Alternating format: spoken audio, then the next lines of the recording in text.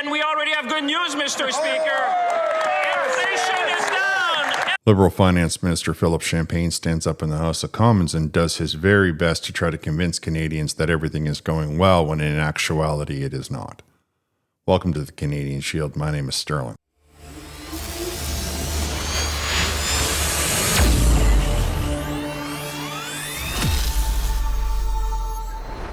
Philip Champagne, in an effort to try to defend the budget, stood up in the House of Commons today at time of recording and tried to convince everybody that inflation was down in Canada. Now, I had a look at the numbers, and though technically he's not lying, he is in fact talking about a very small part. I mean, he had to split the hair so finely. He had to squint so hard to try to make this to be something that Canadians can be happy about or can rest assured on. And I believe that's something we as Canadians need to realize. We need to see it for what it is, that they don't care what's going on with yourself as long as they can get a soundbite, as long as they have a slogan and a soundbite that will make you think something that is not accurate, not warning you of the impending doom, not warning you of the problems that are coming your way, not helping you prepare for all of these issues, just continuing to pile on to the same old story they've been saying for 11 years.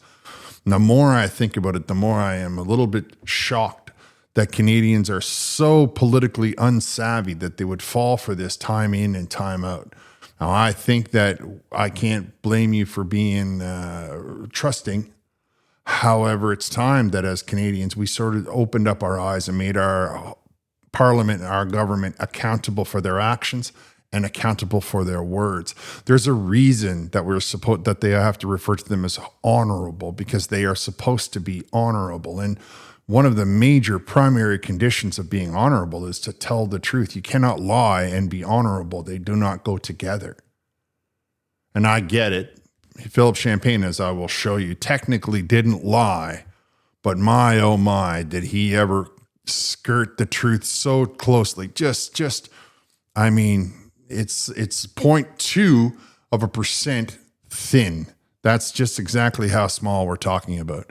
We're going to get into that, and I'll explain it all, break it all down for you. Before I do, I want to encourage everybody to make sure you're still subscribed, because I'm getting a lot of indication from people that they're being unsubscribed. Make sure the notification bell is hit, and share this channel with all of your socials. All right, let's get into this. All right, let's start at the beginning. Inflation is measured by a metric known as Consumer Price Index, or the CPI. What happens is statistics, I mean, this is the long and the short of it right here. Statistics Canada runs around and they make a basket for every region of the country. They measure the bread costs, and they measure gasoline costs, and they measure all sorts of different things that they put into this basket. And they decide whether or not that's gone up month over month. They also keep track of it going up year over year. Now, when you hear the term year over year, you need to understand that that means from the same time last year. If they're talking about October, it's October of last year. Now, of course, November at time of recording it's currently November, so November's numbers are not out. This is October's numbers. These numbers are released monthly. They have another factor or indicator that they call month to month. So that would be from September to October. And it's there, that September to October, that Philip Champagne is desperately trying to make it sound like everything is rosy and hunky-dory. What I want to understand is, who are the people that believe that? Who are the people taking stock of their life, seeing how little their money goes and how far food prices are, and telling themselves that everything is hunky-dory fine, that this is no big deal. It's fine. The Liberals are doing a good job all of a sudden. And it's about to get so much worse with this budget. Of course, Carney's upper front. See, what's going on, of course, what everybody doesn't want to see, what they don't want to admit to themselves is the people that are at the top are getting very wealthy, and they're the ones that don't have to worry about inflation because they already have a lot of money. And the people that are at the bottom, they are used to not having any money, so they don't really buy all of these things that we're talking about. They worry about groceries and they worry about rent. Those are the two primary things that they care about. They don't worry about car insurance because most of them travel in other means, whether that be with a friend, on a bicycle, on a bus, that kind of stuff. It's only the middle class that gets torn to bits by inflation. It's only the middle class that has to go on strike to make sure that their companies honor the fact that inflation has gone up and that their housing and their expenses are much more, because these are the individuals who are trying to emulate a lifestyle of what the rich look like. But they are actually worried about it from month to month to month to month. And I am certain that most of you out there listening to my voice understand what that means only too well. You watched your parents do it, you're yourself doing it, and you're struggling to figure out a way how you can get your children into that lifestyle. Though it might be difficult, it certainly beats what they're going up against right now. Of course, Philip Champagne and the Liberal Party don't seem to care about any of what I just described. They want to split a hair, and I'm going to show you that hair right now. The consumer price index rose 2.2% on a year-over-year basis in October, down from 2.4% increase in September. Down from a 2.4% increase in September. Okay, so what does that mean, Sterling? What are you on about? That means that last October of 2024, the prices were 2.2% lower than they are this October. And last September, prices were 2.4% lower than they were in September of 2025. What Philip Champagne wants you to see is that for some reason he wants you to believe that inflation is lower because the 0.2% between September of 2025 and October of 2025, 0.2%, 2%. So if we think about to our mind that if I have $100, 2% is $2. 0.2% is 20 cents. And he's like, oh, inflation is down, jobs are up, which I already covered. But for those of you that might have missed that video, the jobs that are being put into the system, many of them are government jobs, many of them are part-time jobs, most of them are in warehousing and trucking, because we're losing all the industry, and they are in no way, shape, or form offsetting the amount of jobs we're losing to all the tariff and the reorganization of the economic model of North America that Donald Trump is partaking in, that our liberal government is not able to withstand, that our liberal government is not able to help us function in or move through or capitalize on, or any of the words that they like to use. There's no catalyzation going on. The only thing that's being catalyzed is the enormous amount of poverty that is being thrust onto the lives of Canadians who are at the 10-year breaking point of a lot of poverty being thrust onto our shoulders by the Liberal government. So we see that all items in the CPU decelerated largely due to gasoline prices. So thank you very much, conservatives and Pierre Poilievre. Thank you, everybody who echoed the slogan of Axe the Tax, because that's the only thing that's got our food prices not even higher, because we managed to bring the gas prices down. So once again, I'd like to thank Pierre Poilievre and the Conservative Party for making certain that the Liberal parties were shamed into cutting the carbon tax. And now if we could just get them to cut the carbon tax, the industrial carbon tax, we might actually be able to afford the basics in this country. Because if you look just to the right of your screen here, you will see that food prices have gone up 3.4%. 3%. You see, they have an overall CPI, an overall consumer price index, or inflation, you will call it. And then they break down inflation by a number of other factors. Now, the ones you and I care about: food prices.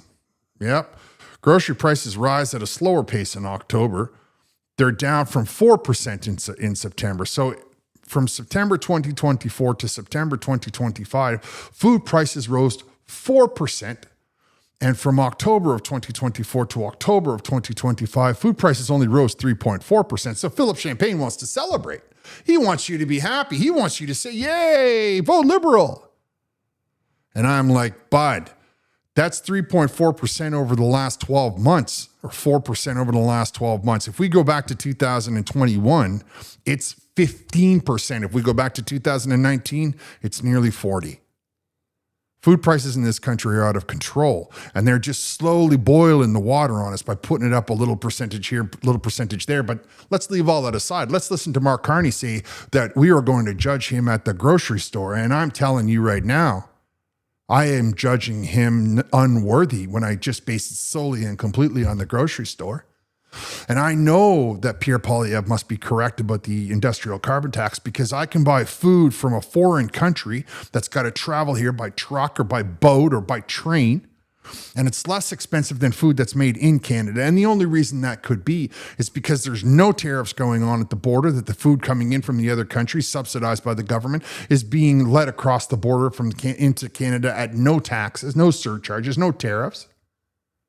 And yet the food that's in Canada is being taxed up the wazoo. So now even the Canadian producers and the Canadian sellers have to sell it at a higher price. So now the food is being purchased at a lower price when it's going to a foreign country.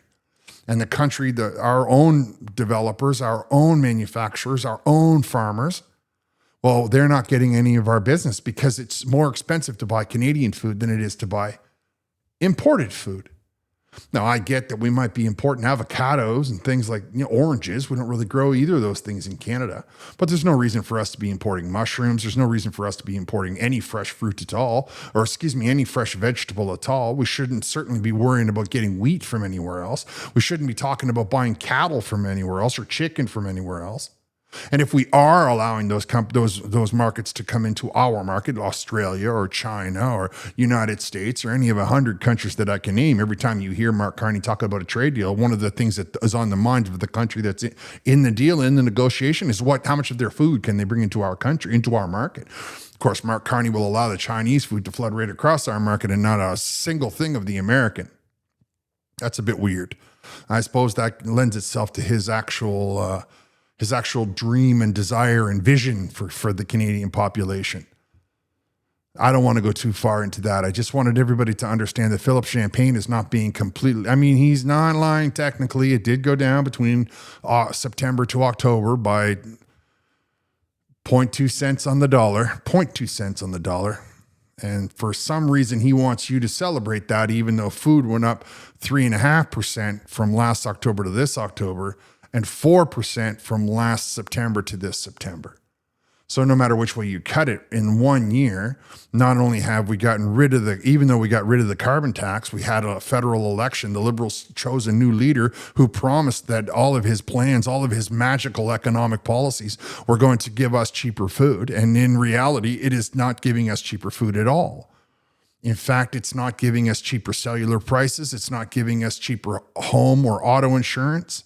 It's not giving us anything that's better. Even property taxes for those that own homes, that went up on average 6% across the country. Everything in our world, everything in Canada, homeowners are now going to be paying 6% to the municipalities. Of course they are, because they're socialist municipalities. That's what I keep trying to tell everybody. If you want to get the change started in this country, the best thing you can do is run for mayor. You can be a conservative in your city council, and you can make sure that things go better for your particular region. You can invite industry in and get the government out of the way, the provincial or the federal government out of the way. Now, I know I'm ranting on, but that's because this whole thing with Philippe Champagne really got me fired up. And I believe that it's time Canadians started to get fired up. I believe that it's time the Canadians started to say, hey, listen, it's enough. We gave you every opportunity to make things right. We gave you every opportunity to show us that what you said is true. And we've given you every opportunity to be honest. And yet my pocketbook keeps getting wrenched for every nickel that I can get into it. And now I'm losing jobs. Now I'm losing hours. Now all of my friends around me are trying to sell their houses at ridiculous prices to Brookfield and other corporations that are now driving the rent for my children right up through the roof.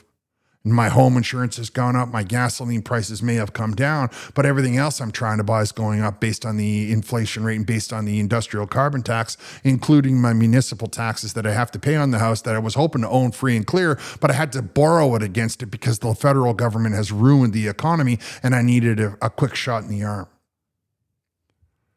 That's just my opinion. You can let me know what your opinion is down in the comments. If you have any questions on the economy or on inflation, just let me know down in the comments. I'm going to wrap here. Talk to you next time.